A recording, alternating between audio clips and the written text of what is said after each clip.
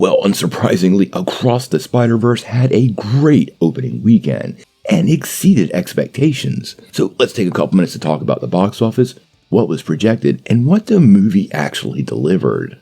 Well, if you haven't seen Across the Spider-Verse yet, I'm going to tell you right now, go and see it. I really enjoyed the movie, and it really did indeed end on an Empire Strikes Back level cliffhanger, which is going to leave fans hungry until next March.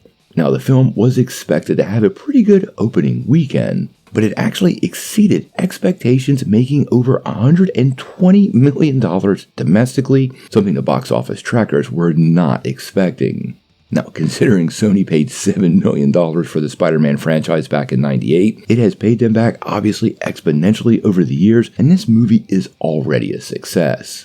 Now, not only did this box office beat the expectations, it's also the best summer tentpole movie so far, slipping right past Guardians of the Galaxy Volume 3's $118 million, and the third best Spider-Man movie opening ever, behind No Way Home's $260 million and Spider-Man 3's $151 million. Considering that's still holding up, that's still pretty impressive. Now, globally, the film actually already broke the $200 million mark, well above the $150 million forecast, with China bringing in over $17 million.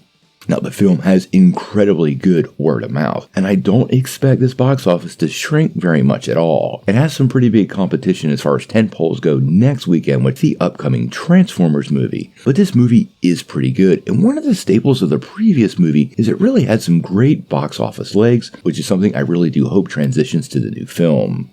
Another additional big win for Sony here is the growth in audience. Keep in mind, Into the Spider-Verse opening weekend was 35.3 million domestically, giving the film a 241% increase on the first movie. This is the kind of stuff studios notice and what creates franchises. And the fact that in the last couple of weeks we've been hearing a lot of stuff about live action variations of these characters, like Miles Morales, I think Sony is really paying attention to this, and we should look to this particular franchise for the future of whatever Sony has planned in their greater Spider-Verse. Spider-Man is one of the most popular characters in the world, and the Miles Morales version is here to stay. We got it less than a year to wait for Beyond the Spider-Verse, and clearly the future of Spider-Man at Sony is going to be big. When we get that live-action movie, we're going to have to wait and see.